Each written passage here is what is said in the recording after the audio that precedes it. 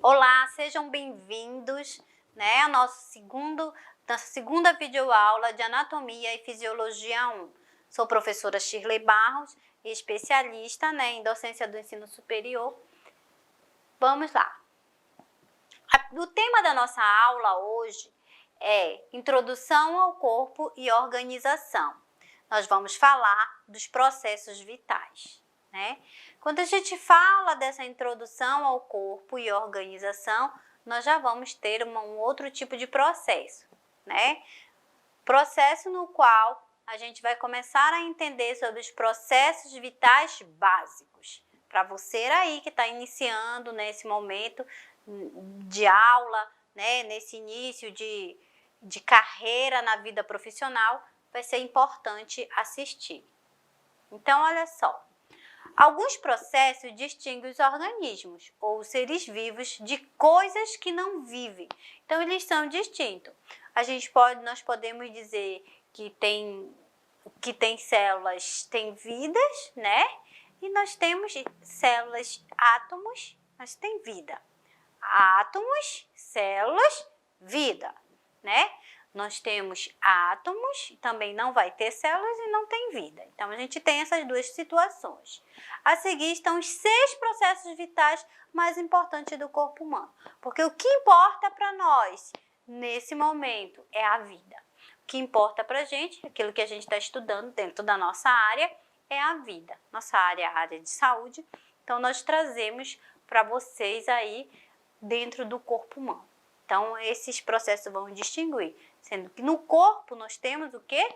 Vida, porque as células, elas têm vida, tá? Então, dentro desses processos, são os 6 processos vitais, nós temos a parte de metabolismo, responsividade, movimento, crescimento, diferenciação e reprodução. Então, são esses 6 tópicos, esses 6 que a gente vai conseguir ver dentro dos processos vitais básicos.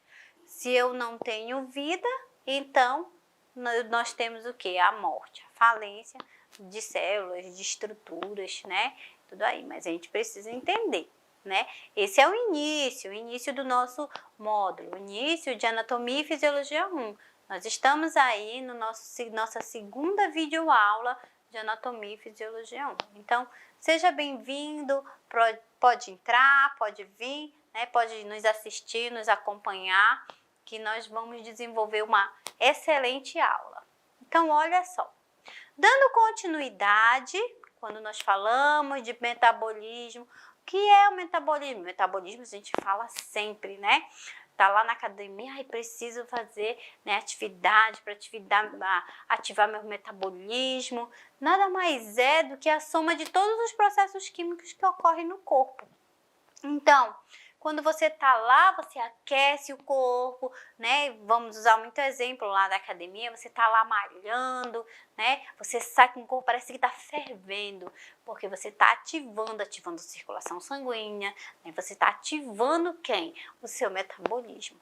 E esse metabolismo são vários químicos trabalhando dentro de você, A parte que a gente pode dizer, a parte endócrina, da endorfina, tá surgindo aí, tá se movimentando dentro de você, Então, isso vai ocorrendo dentro do nosso organismo, dentro do nosso corpo. Então, nós podemos dizer que isso é metabolismo, Então, são a soma de vários processos químicos. Esses processos químicos, eles estão se movimentando dentro do nosso corpo, Uns menos, outros mais. Aí, quando a gente pode pensar, as transições, as transferências de energia dentro do nosso corpo, como ocorre lá nas células, que a gente diz, as células nervosas estão emitindo, se comunicando entre umas e outras. Isso daí também é um metabolismo, porque também é um processo químico que está ocorrendo nesse momento, Esse momento que eu falo, né, que o meu sistema nervoso, né, central está mandando o comando de pensamentos e mandando coordenação para que eu possa falar, nesse momento nós temos também, nós estamos usando o metabolismo. Está ocorrendo um processo químico, né, nesse momento. Então, olha só, uma frase do metabolismo uma fase desse metabolismo é o catabolismo. A gente pode dizer, é o catabolismo. A clivagem de substâncias químicas complexas em componentes mais simples. Então, quando a gente fala clivagem, né, de processos de substâncias, eu estou falando de clivagem, eu estou falando de uma troca, né, de energia, né, do maior para o menor, do menor para o maior.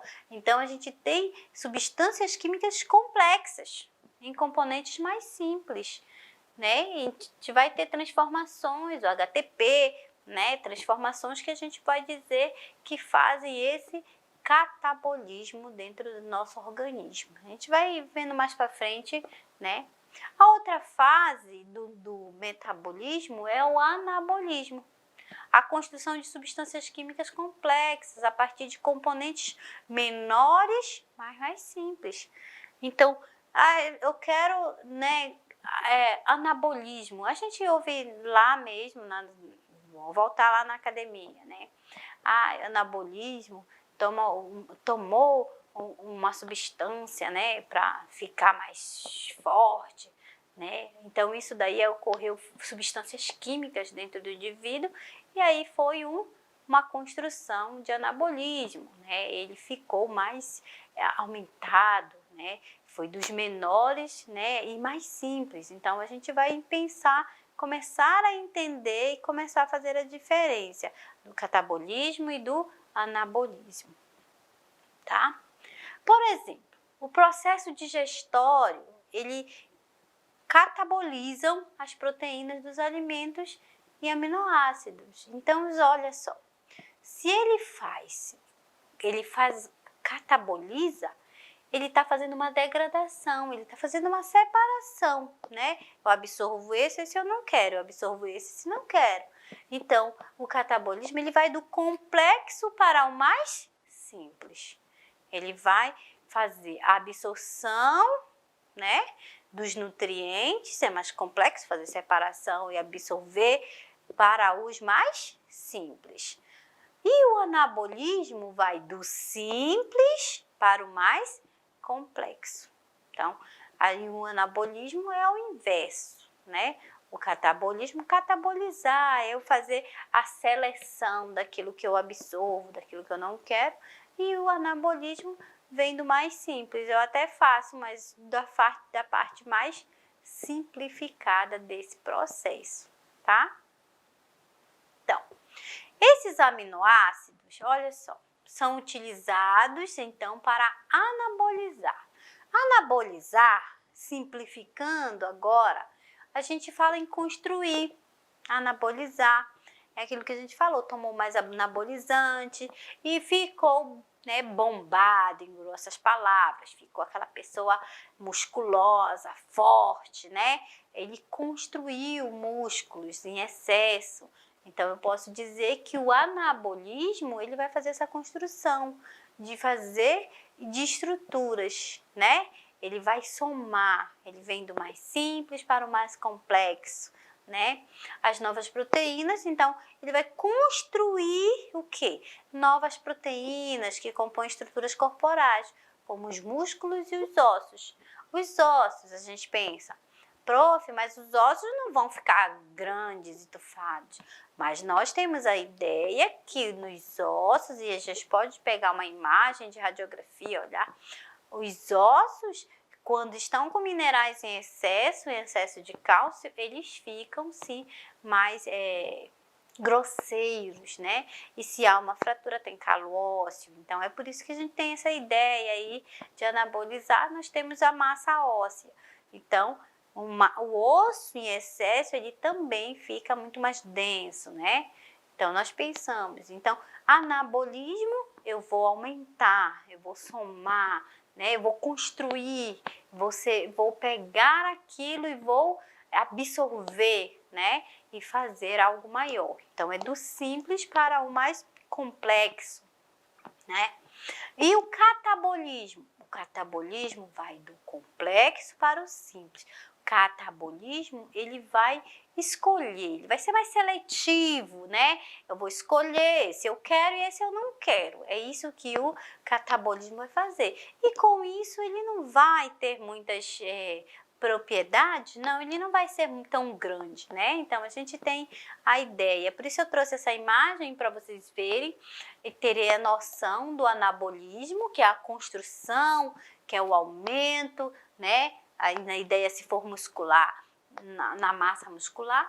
E o catabolismo já é a parte catabólica, né? Fala assim, tu tem que estar catabolístico, né? Tem a tua estrutura, come, não engorda, né?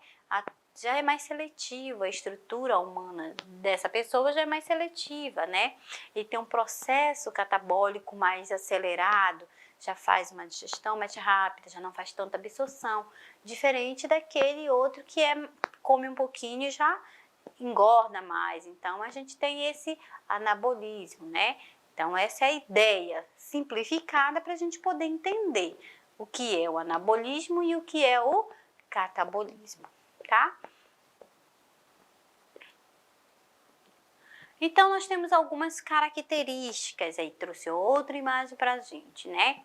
O anabolismo, ele vai de moléculas percussoras, que são os aminoácidos, açúcares, os ácidos graxos, né? As bases nitrogenadas, para onde? Para as macromoléculas, vão se absorver e se transformar tudo em maior.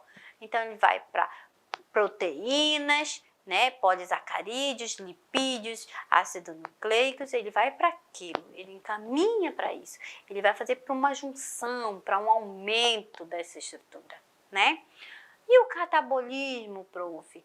Olha só o que ele faz. Ele vem dos nutrientes, ele vem carboidrato, gordura e proteínas, ele vai fazendo uma seleção. E vai fazer com que isso? Produtos finais, né? Ele vai se transformar em que isso, né? Em gás carbônico, hidrogênio, nitrogênio. É isso que vai ocorrer. Então, enquanto o anabolismo ele faz a junção para o aumento, o catabolismo ele é seletivo. Ele vai lá fazer as suas separação. Claro que diante disso tem a função de ADP, o ATP, né? Que são as energias, os gastos de energia ou o acúmulo dessa energia. E aí a gente pode pensar e vamos dizer, e a pessoa que é mais gordinha, ela tem um acúmulo de energia, ela não gasta tanta energia. A estrutura metabólica dela já é menos acelerada.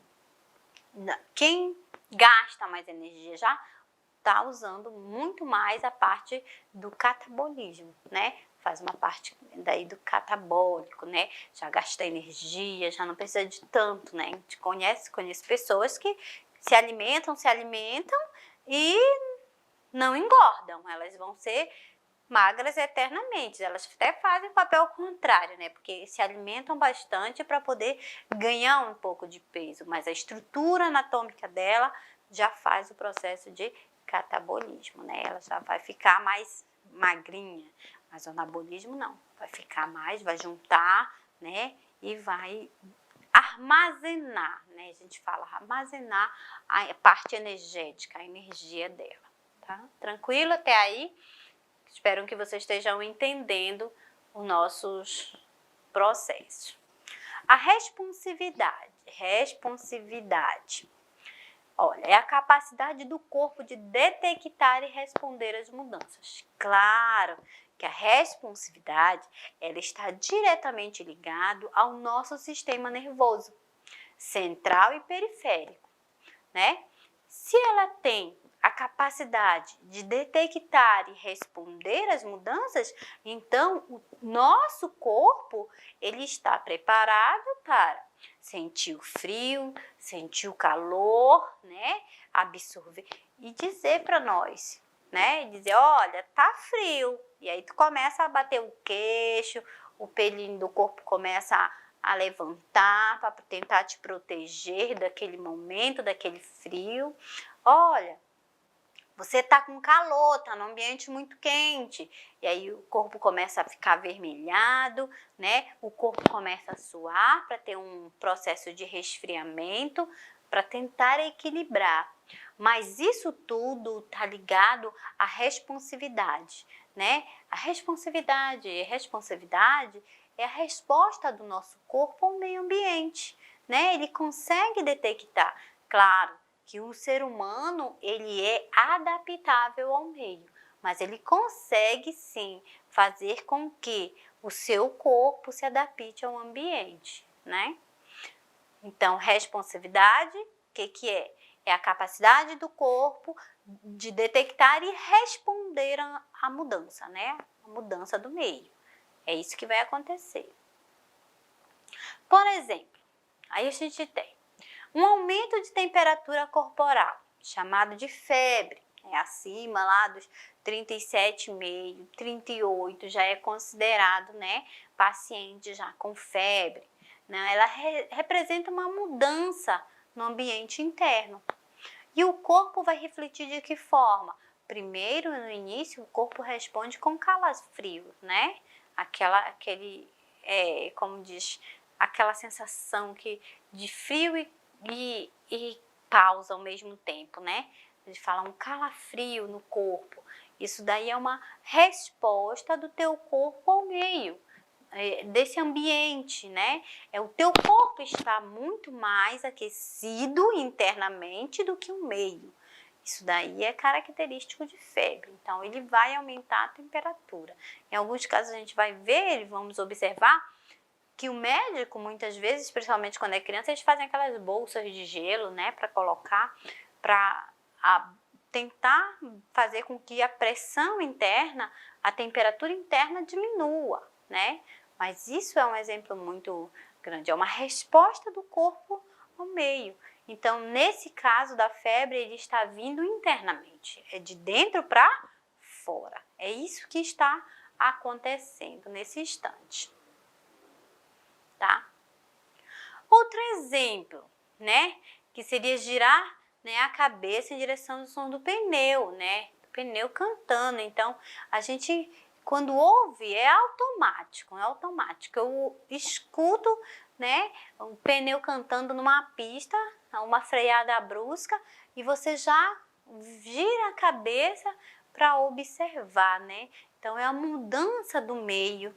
Aquela mudança, o som, né, já não foi um som normal, entendeu? Já mudou.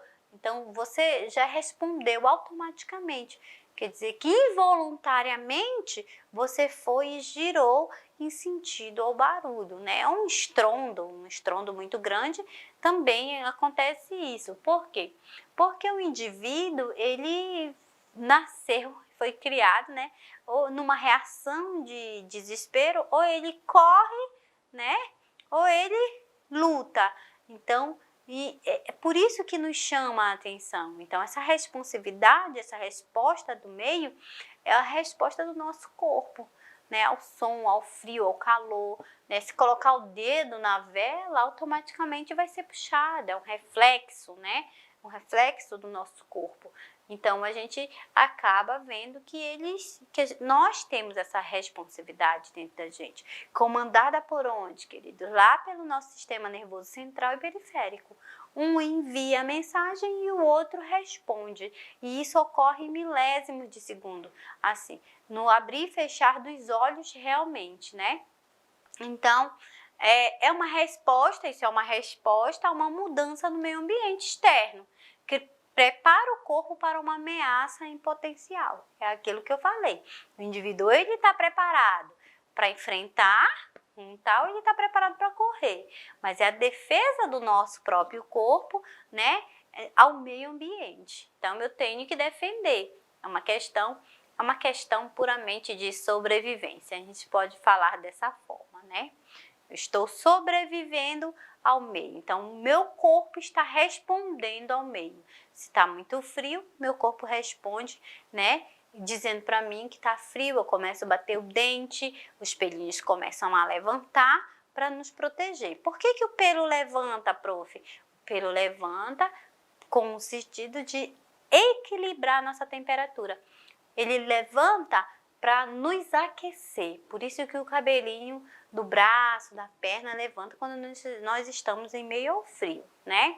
E no calor é o contrário. No calor nós temos o quê? O suor. O suor vai tentar refrigerar o nosso corpo para dar equilíbrio térmico. Então, sempre, o tempo inteiro, nós vamos estar trabalhando dessa forma. O nosso corpo, ele vai estar trabalhando assim, tentando se adaptar ao meio em que nós estamos. Ele vai fazer isso. Tranquilos? Espero que vocês estejam entendendo aí, tá? Aí nós temos, vamos lá, células diferentes do nosso corpo que respondem às modificações ambientais, de modo característicos. Olha só, células diferentes, né? No nosso corpo, nós já falamos, conversamos e entendemos que temos células diferenciadas no nosso corpo e ela responde em modificações. É aquilo que nós estamos falando. Nós estamos tentando nos adaptar ao meio que estamos. Olha, como nós temos? As células nervosas são um exemplo disso. Elas respondem de que forma? Através dos sinais elétricos, né? Esses sinais químicos elétricos, conhecidos como impulsos nervosos, eles têm um potencial, que é um potencial de ação, né? Então, eu envio essa mensagem para o meu sistema nervoso central, ele responde, só que automaticamente. Vocês estão vendo aqui que eu estou movimentando os braços, né? Eu posso pegar, tocar, e isso daqui é automático, porque eu enviei a mensagem para o meu cérebro e ela respondeu imediatamente. Claro que isso daqui são tipos de células. Essa que nós estamos conversando agora são células nervosas. Elas respondem através de sinais elétricos e é rápido, milésimos de segundo, muito rápido, né? Conhecidos aí como impulsos nervosos. Aí eu trouxe aqui as estrelinhas para vocês. Eu gosto de falar que o nosso sistema nervoso, que as nossas células nervosas, elas são um monte de estrelinhas. Então, elas trabalham com sinais químicos e elas respondem a esses sinais, chamados de sinais elétricos, uma com a outra. Prof, elas estão coladinhas, elas estão bem próximas uma da outra. E aí o sinal vai passando entre elas, né? Elas vão se comunicando. Prof, essas células envelhecem? Envelhecem, né? Aí a gente pode pensar no paciente lá com Alzheimer, né? E aí essas células envelheceram, aí perderam a sua capacidade de comunicar-se com sinais elétricos.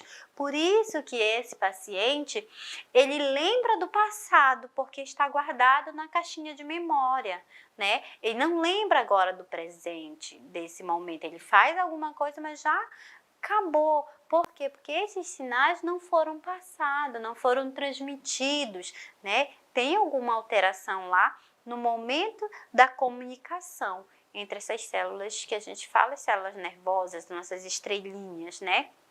Então, quando elas param de brilhar, quando elas param de passar esses sinais elétricos de se comunicar, aí o paciente acaba tendo as suas alterações, né? Claro que tem outras doenças degenerativas. A gente está só usando um pequeno exemplo, assim, só para a gente poder ter a ideia, né? Poder saber o que está acontecendo, o que é. Mas eu quero que vocês entendam que as células nervosas, elas respondem pelos sinais elétricos, tá?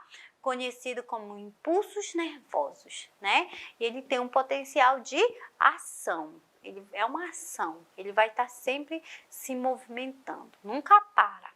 Mesmo quando nós dormirmos, né? Os sonhos, isso tudo é impulsos elétricos. Aí vamos lá, pensar mais um pouquinho e eu tenho assim as células musculares para vocês. As células musculares, nós temos células que são estriadas, células lisas, né? Nós temos células cardíacas, que elas são musculares, e elas têm uma função específica. Qual a função delas, prof? Por que elas existem? Porque elas precisam contrair-se.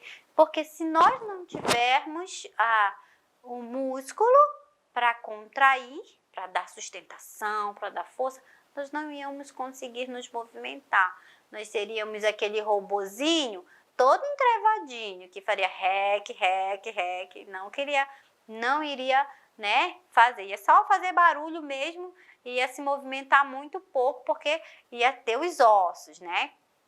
E aí, como que iria se sustentar, né? Então, o músculo, ele vem daí firmeza, sustentação, né? Contração, nós temos essas contrações musculares, né? Então, as células musculares respondem se contraindo. É assim que elas vão fazer, né? E gera força para mover parte do corpo, né? Fala a tutora Derrickson, né? Lá de 2019, página 8, é só a nossa referência. Mas nós entendemos e temos que entender definitivamente que as células musculares, elas respondem ao nosso corpo de forma contraindo-se, né? E geram força. Força para quê, prof? Força para levantar a cadeira, né? Porque se não tivéssemos, nós não íamos conseguir, né? Movimentar nada. Então, ela faz isso. Prof, e o músculo do coração? Ele faz a contração, ele bombardeia, né, o sangue. Mas para isso, o coração, ele precisa fazer esse movimento de contração, né? E as viscerais, prof? A gente tem lá, né, os músculos viscerais internamente, eles servem para fazer os movimentos que a gente começa a falar e dizer movimentos peristálticos, né? Esses movimentos peristálticos é aqueles movimentos involuntários. Esses movimentos nós não conseguimos controlar. Eles estão geralmente na nossa cavidade abdominal. Esse movimento, ele se torna incontrolável. Não tenho como controlar, né? Eu tenho como prender a respiração, parar por um segundo, mas depois ele retorna novamente. Por quê? É um movimento onde as estruturas internas estão fazendo, contraindo para ajudar na movimentação e encaminhando lá os alimentos, também faz parte de tudo isso, tá? E aí nós temos os músculos estriados, né? Que são os músculos que são responsáveis pelos membros superiores, inferiores, né? Que fazem essa movimentação, que a gente pode dizer de contração e relaxamento, né? Quem faz isso é a parte muscular, ela é responsável por isso, essas células são responsáveis por isso. Então, a gente começa a entender sobre os músculos, tá? Bem, né? Essa parte inicial aí, bem legal, tá bom? Então, a gente tem o movimento, ele inclui a movimentação do corpo todo, né? De órgãos, né, individuais, de células únicas e até mesmo de pequenas estruturas dentro da célula. Aí, quando a gente fala movimento, né, ele inclui a movimentação do corpo todo. Sim, nós nos movimentamos, corremos, passamos um dia, né, nos movimentando. Isso faz parte, caminhamos, né? Quem dança, dança, quem pula, pula. E isso tudo depende da movimentação do corpo. E isso tudo depende de quem? Dos nossos músculos, né? Para fazer isso. Olha, um músculo atrofiado, a pessoa tem limitações, não vai. As parestesias geram isso, então a gente pode pensar, né? Esses órgãos individuais, que órgãos são esses? O coração não é músculo, é um órgão individual, ele não está lá fazendo a sua função de bombear o sangue, né? Contrai e relaxa, contrai e relaxa. Então, nós podemos dizer que eles são órgãos individuais que estão aí trabalhando. O útero não contrai? Contrai e relaxa. Quando é que ele ocorre isso? Lá no momento do parto e no momento da menstruação, do ciclo menstrual de cada mulher. Naquele momento, para que secrete o sangue, o músculo faz o quê? A contração. que é quando as mulheres sentem muita dor de cólica, né? Músculo? É músculo, né? As células únicas, nós temos células aí que vão ajudar nesse processo, né? Ou até mesmo pequenas estruturas. Eu estou aqui falando com vocês, mas língua não é músculo? É músculo. E aí ela está se movimentando? Tá, porque a gente precisa falar, né? Então, nós temos também pequenas estruturas dentro das células, lá, aqueles componentezinhos que também agem, né? Que também podemos dizer que são pequenas estruturas que se movimentam. Então, se movimenta, com certeza tem contração, né? Parte de contração muscular. O exemplo, o que a gente tem de exemplo, né? A ação coordenada dos músculos, né? Das pernas, né? De todo o corpo, de um lugar para o outro, né? Quando você caminha ou quando corre, senta, levanta, um simples movimento que a gente pode dizer, vou deitar, vou levantar. Esses movimentos, eles só acontecem porque nós temos músculos. Uma coisa que acontece muito na vida das pessoas, e é muito comum, né, é quando ela faz problema de coluna, né? O que acontece? O músculo, devido a uma postura, o músculo também fica atrofiado. O músculo também vai perdendo seu alinhamento. E aí as pessoas sentem dores, né? Acabam ficando prejudicadas e não sabem. Muitas vezes vão fazer lá na fisioterapia, uma atividade, um exercício, né, as sessões de fisioterapia, que é para fortalecer os músculos da região posterior da coluna. Então, quando nós falamos de músculo, músculo nós temos por todo o corpo e eles são responsáveis, né, pelas nossas estruturas, pela nossa movimentação. Então, quando pensar em atrofiar, você pensa que o músculo já não está mais se desenvolvendo da forma que deveria estar, não está exercendo a sua função da forma que deveria estar, tá?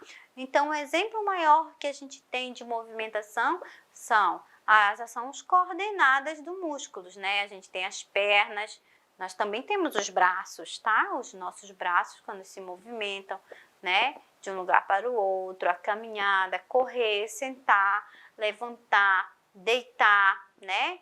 Então, esses movimentos que requerem aproximação, relaxamento, né? Isso faz com que tenha uma ação coordenada do músculo, né? Então, esses são os maiores exemplos que a gente tem dentro da parte de movimentação de músculo.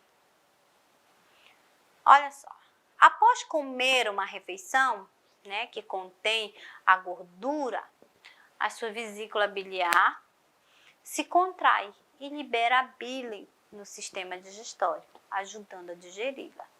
Então, quando nós pensamos que eu me alimento, e eu trouxe o bonequinho para vocês, nesse momento que o alimento ele passa do estômago para o duodeno, lá é liberado um líquido que é chamado de suco biliar. Para que isso? Para fazer quebra de gordura, para fazer quebra de lipídios, né? É isso que está acontecendo. Então, a gente pode dizer que nesse momento daí do sistema digestório, né? Nessa situação, está ajudando na degradação, está ajudando a digerir esse alimento, está fazendo uma quebra desse alimento.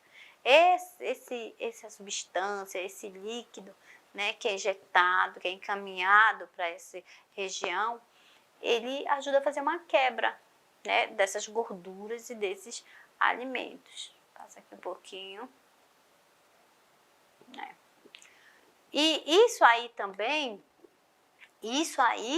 também é movimentação, né, de músculo. Isso daí faz parte da nossa contração muscular interna, porque senão como que seria liberado, né?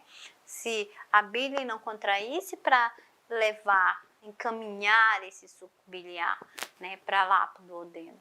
Como que seria absorvido se lá no duodeno não fosse, né, se não fosse secretado?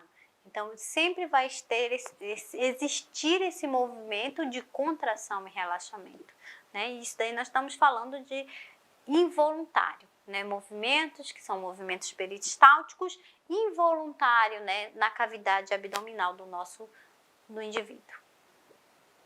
Quando um tecido corporal é danificado ou infectado, eles são determinados pelos leucócitos do sangue, se movem do sangue para o tecido afetado, ajudando a reparar a área lesada. Então, nós podemos pensar que um tecido corporal, quando abre uma lesão nessa região, isso é um sinal vital, né? Aquela região, por ser sensitiva, ela vai responder de forma dizendo, ei, aqui tem um processo chamado processo inflamatório nessa região. Essa região vai ficar avermelhada, essa região vai produzir exudato, os leucócitos vão se mover nessa região.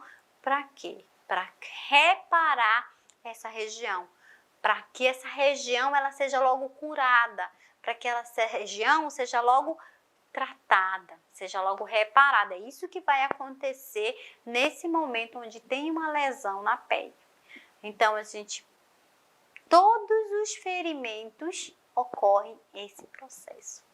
Claro que a gente está falando até mesmo de um processo que é um dano no tecido, né? Porque depois haverão outros processos se não forem tratados. Mas isso é um sistema vital, né? É uma resposta do nosso corpo. Aí nós temos a parte do crescimento, né? Quando falamos em crescimento é o aumento do tamanho corporal, né? Resultante do aumento das células. Então, as células se multiplicaram nesse organismo e aí foi crescendo. Então, enquanto é um feto, está proliferando aquela célula. Está só proliferando, só proliferando. Nasceu, continua as células se proliferando. Cresceu, vai continuar se proliferando. Claro que chega uma fase na vida que existe a proliferação de células, mas também existem células que morreram e células que vão ser repostas naquele local. Então, quando nós falamos do crescimento, eu estou falando para você que existe multiplicação das células, né? É um aumento do número dessas células. Então, a pessoa ela vai ter um aumento até um certo tempo da vida dela, dessas células. Depois há uma redução da produção de células novas. Então, ela vai ter, por isso que os velhinhos têm a pele mais fininha, né? Os senhorzinhos têm a pele mais delicada, o cabelo já não cresce mais, né? Não com tanta agilidade. As unhas, né? Umas vão ficando mais porosas, mas outras vão ficando bem fininhas. Por quê? Porque já não vai ter o aumento, né, dessas células, renovação dessas células constantes. Então, quando nós falarmos de crescimento, eu tenho que associar esse crescimento à multiplicação de células. Eu tenho que associar a proliferação dessas células, a multiplicação. Então, essas células, elas estão se multiplicando, elas estão crescendo, estão preenchendo um espaço, né? Que a gente até vê lá em que entre os ossos fica um espaço, chamado de espaço cartilaginoso, vai sendo preenchido com o tempo, né? Com o passar do tempo, ele vai sendo preenchido. Mas quando eu pensar em crescimento, é o aumento do tamanho corporal. Resultante de que esse aumento, né? Do tamanho das células existentes. Então, é o número de células sendo aumentado, né? Sendo acrescido o tempo inteiro. Mas nós temos um tempo determinado para isso. Ela chega um tempo que ela já não vai mais reproduzir tanto. Ela vai reproduzir bem menos, já vai ficar mais as células envelhecidas. Uma ideia que a gente fala dessa renovação de células são os nossos tecidos epiteliais, sendo que eles todo dia eles são renovados, né? Todo dia nós dormimos, nós perdemos, são repostas novas células, vão trabalhando, Então, nós temos isso. Mas na fase de crescimento, são células que estão sendo aumentadas, estão sendo produzidas, estão em desenvolvimento. Além disso, um tecido algumas vezes aumenta de tamanho, por causa do aumento do material entre as células. Olha, nós temos patologias que vai causar esse aumento, né? Pense, uma massa tumoral, um aumento de célula, né? Que foi as células desordenadas, células que não são boas, mas são células, e aumentou. Um edema, né? Faz um inchaço daquela região, precisa aumentar as células naquela região, para que tenha assim, elasticidade de tecido. Então, você vai pensando que, além disso, eu tenho aumentos de células para crescimento, mas eu também tenho aumentos de células que são células patológicas, né? A gente pode pensar, e o tecido adiposo, né? Quem tem muito tecido adiposo, as células também precisam estar de forma aumentada. Tranquilo? Vamos lá. Em um osso que cresce, por exemplo, depósitos de minerais se acumulam entre as células ósseas, fazendo com que o osso cresça em comprimento e largura. Nos ossos, aí a gente já tem depósito de minerais, mas existem as células específicas ósseas. Olha, uma criança, um pequenino, quando ele ainda é bem pequeno, vai fazer lá os seus 4 anos, 5 anos, pensa em fazer um raio-x de pelve, e nós observamos que no raio-x de pelve existe os espaços, chamados de espaços cartilaginosos. Esses espaços cartilaginosos, com o tempo, eles vão sendo o quê? Preenchidos, né? Vão sendo acumulados ali massa óssea, depósito de minerais. É isso que vai acontecendo. Então, o osso, ele tem as suas próprias células e lá também vai sendo depositado o quê? Células novas para que a pessoa cresça. Senão, ninguém cresceria nessa terra, né? Então, em um osso que cresce, por exemplo, depósitos de minerais se acumulam entre células ósseas, fazendo com que o osso cresça em comprimento e largura. Aí a gente deu uma reforçada. Aí nós temos a diferenciação. O que a gente pode pensar da diferenciação? Ele é o desenvolvimento de uma célula a partir de um estado não especializado para outro especializado. Então, pense, eu tenho uma célula inicial, que até a gente usa o exemplo da célula-tronco. Eu tenho a célula-tronco, dessa célula-tronco ela vai se multiplicar para outras células. Então, pense, eu tenho uma célula que ela é o inicial, a origem, e aí ela vai se multiplicando em células, mas ela vai achando as suas células adaptáveis, companheiras, né? A célula que ela se identifica. Vamos pensar, a diferenciação é o tecido epitelial, são as células do tecido da pele, lá dos olhos, não é a mesma célula, são as células dos olhos. Do sistema nervoso, então são as células do sistema nervoso. Com isso, vai tendo uma diferenciação. Nós podemos falar diferenciação entre as células, né? Entre uma célula e outra vai existindo essa diferenciação, tá? Então, quero que vocês entendam.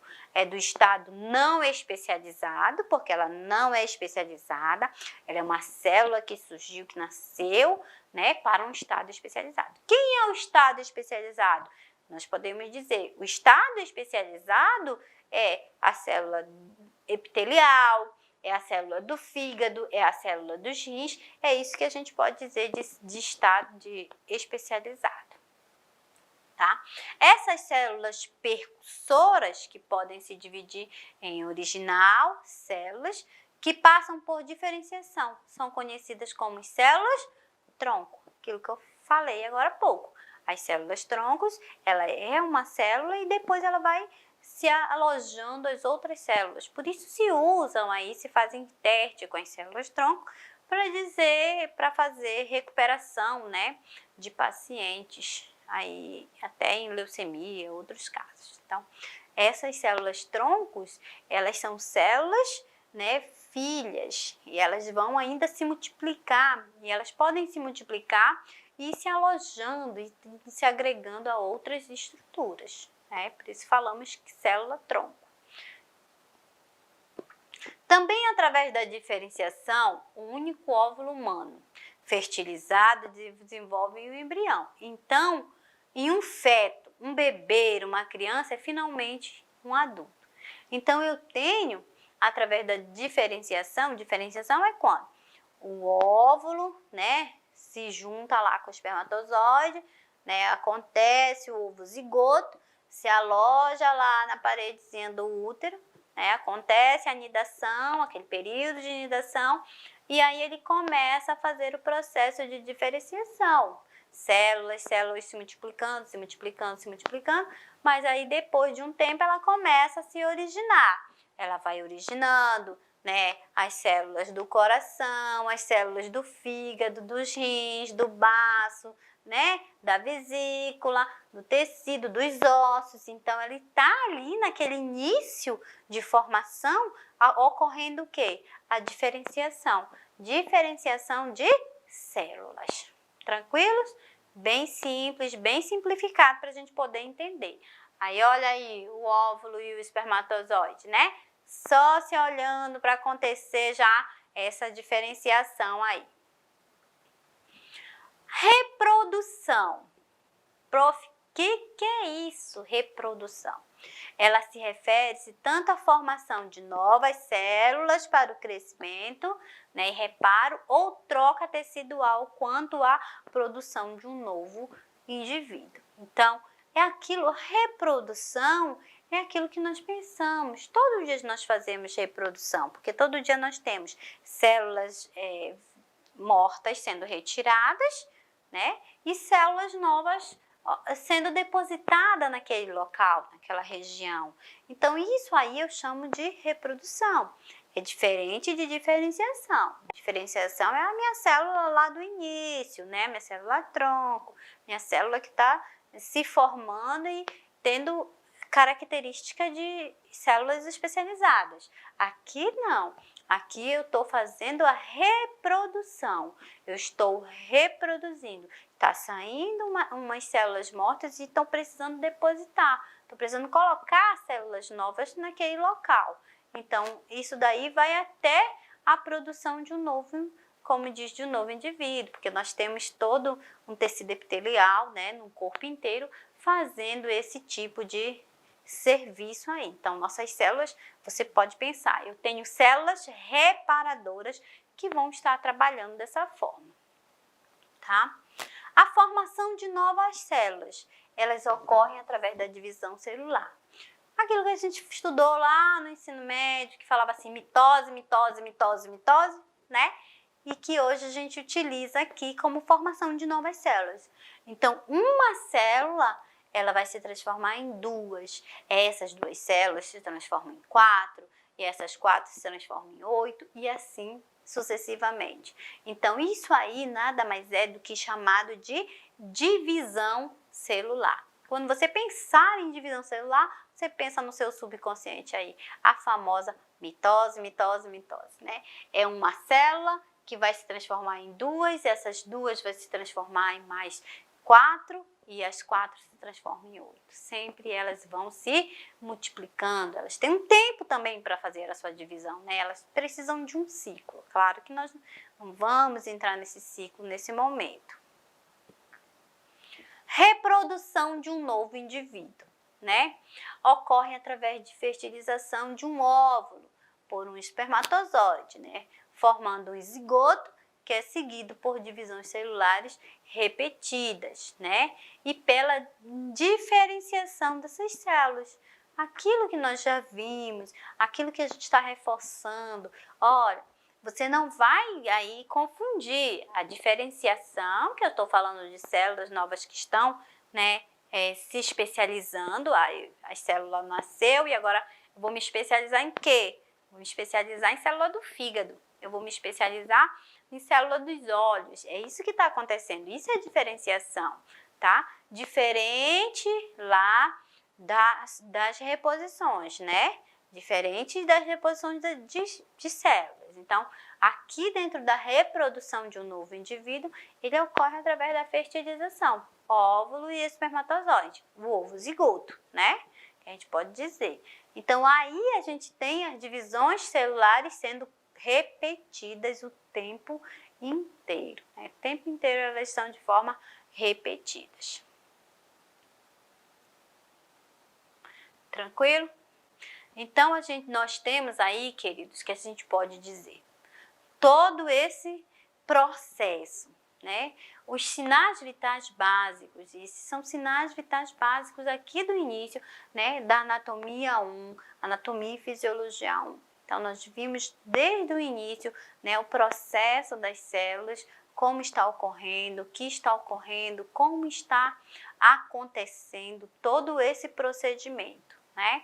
Então, eu peço que vocês não façam uma confusão, consigam identificar cada um deles de forma diferenciada, de forma que possa ser benéfico para você nesse entendimento, porque vai utilizar mais para frente dentro dos módulos, tá bom?